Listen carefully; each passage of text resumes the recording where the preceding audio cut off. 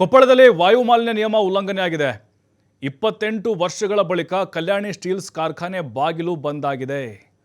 ವಿದ್ಯುತ್ ಸ್ಥಗಿತಕ್ಕೆ ಕೇಂದ್ರ ಪರಿಸರ ಮಾಲಿನ್ಯ ನಿಯಂತ್ರಣ ಮಂಡಳಿ ಆದೇಶ ಹಿನ್ನೆಲೆಯಲ್ಲಿ ಕಾರ್ಖಾನೆಗೆ ವಿದ್ಯುತ್ ಸ್ಥಗಿತಗೊಳಿಸೋಕೆ ಕೊಪ್ಪಳ ಡಿಸಿ ಆದೇಶ ಮಾಡಿದ್ದಾರೆ. ಉಲ್ಲಂಘನೆ ಮಾಡಿದ್ರು ಇವರು ನಿಯಮಗಳನ್ನು. ಹೀಗಾಗಿ ಇಂದು ಬೆಳಗ್ಗೆಯಿಂದಲೇ ಕಾರ್ಖಾನೆ ಕಾರ್ಯಾಚರಣೆ ಸ್ಥಗಿತ ಆಗಿದೆ. 1998ರಲ್ಲಿ ಆರಂಭ ಆಗಿತ್ತಿದ್ದು ಕಲ್ಯಾಣಿ ಸ್ಟೀಲ್ಸ್ ಕಾರ್ಖಾನೆ. ಕಬ್ಬಿಣದ ಅದಿರಿನಿಂದ ಶುದ್ಧ ಕಬ್ಬಿಣ ಉತ್ಪಾದನೆ ಮಾಡುವಂಥ ಫ್ಯಾಕ್ಟರಿ ಇದು. ತೀವ್ರ ವಾಯು ಮಾಲಿನ್ಯ ಆರೋಪದಿಂದ ಕಾರ್ಖಾನೆಯನ್ನು ಬಂದ್ ಮಾಡಿದ್ದಾರೆ. ಒಟ್ಟು 3 ಕಾರ್ಖಾನೆಗಳಿಗೆ ಬೀಗ ಜಡಿದಿದ್ದಾರೆ. ಈ ಮೊದಲು 3 ಕಾರ್ಖಾನೆಗಳಿಗೆ ಬೀಗ ಜಿಲ್ಲಾಡಳಿತ ಹಾಕಿತ್ತು. ಹೊಸಪೇಟೆ ಇಸ್ಪಾತ್ ಕಾರ್ಖಾನೆ, ಹಾಗೆ PBS 1 ಕಾರ್ಖಾನೆ, ವನ್ಯಾ ಸ್ಟೀಲ್ ಎನ್ನುವಂಥ 3 ಫ್ಯಾಕ್ಟರಿಗಳಿಗೆ ಬೀಗ ಜಡಿದಿದ್ರು. ಸದ್ಯ 4ನೇ ಕಾರ್ಖಾನೆಗೆ ಬಂದ್ ಮಾಡಿಸಿದ್ದಾರೆ ಅಧಿಕಾರಿಗಳು. ಈ ಎಲ್ಲ ಕಾರ್ಖಾನೆಗಳ ಮಾಲಿನ್ಯದಿಂದ ಜನ ಹೈರಾಣಾಗಿಬಿಟ್ಟಿದ್ರು. ಹಿರೇಬಗನಾಳ, ಗಿಣಿಗೇರ ಭಾಗದ ಜನರ ಆರೋಗ್ಯದ ಮೇಲೂ ಕೂಡ ದುಷ್ಪರಿಣಾಮ ಬೀರ್ತಾ ಇತ್ತು.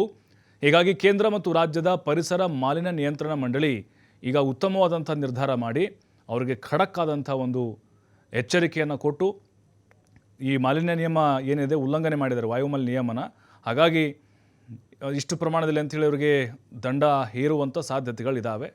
ಬಟ್ ಯಾಕಂದರೆ ಅಲ್ಲಿ ಎಷ್ಟೋ ಜನ ಕೇಳಿದರೂ ಕೂಡ, ಎಷ್ಟೋ ಜನ ಕಂಪ್ಲೇಂಟ್ ಮಾಡಿದರೂ ಕೂಡ ಅಧಿಕಾರಿಗಳು ಎಚ್ಚೆತ್ತುಕೊಳ್ತಾ ಇರಲಿಲ್ಲ. ಬಟ್ ಜಿಲ್ಲಾಡಳಿತದ ಆದೇಶಕ್ಕೆ ಈಗ ಜನರು ಕೂಡ ಮೆಚ್ಚುಗೆ ವ್ಯಕ್ತಪಡಿಸ್ತಾ ಇದ್ದಾರೆ. ಸೆಂಟ್ರಲ್ ಪೊಲ್ಯೂಷನ್ ಕಂಟ್ರೋಲ್ ಬೋರ್ಡಿಂದ ನಮಗೆ ಒಂದು ಡೈರೆಕ್ಷನ್ ಬಂದಿತ್ತು, ಅವ್ರದ್ದು ಪವರ್ ಡಿಸ್ಕನೆಕ್ಟ್ ಮಾಡಿ ಅಂತೇಳಿ. ಆ ಪ್ರಕಾರ ನಾನು ಎಕ್ಸಿಕ್ಯೂಟಿವ್ ಇಂಜಿನಿಯರ್ ಜೆಸ್ಕಾಮ್ ಅವ್ರಿಗೆ ಡೈರೆಕ್ಷನ್ ಕೊಟ್ಟಿದ್ದೆ. ಅವರು ಹೋಗಿ ಪವರನ್ನು ಡಿಸ್ಕನೆಕ್ಟ್ ಮಾಡಿದ್ದಾರೆ. But in the mean time Kalyani ಅವರು ಕಂಪ್ಲೈ ಮಾಡಿದ್ದೀವಿ ಅಂತ ಅವ್ರಿಗೆ ಕಳಿಸಿ CPCB ಕಳಿಸಿ ನನಗೂ ಒಂದು ಮೇಲ್ ಕಳಿಸಿದ್ದಾರೆ.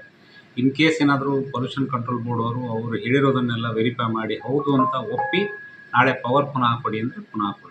ಬಟ್ ಅಲ್ಲಿವರೆಗೂ ಅದು ಡಿಸ್ಕನೆಕ್ಟ್ ಆಗಿ ಇರ್ತದೆ. ಅವರು ಕೆಲವೊಂದು ನಾರ್ಮ್ಸ್ ವೈಲೇಟ್ ಮಾಡಿದ್ದಾರೆ ಎನ್ನುವಂಥದ್ದನ್ನು ಆದೇಶದಲ್ಲಿ ಕಾಣಿಸಿದ್ದಾರೆ.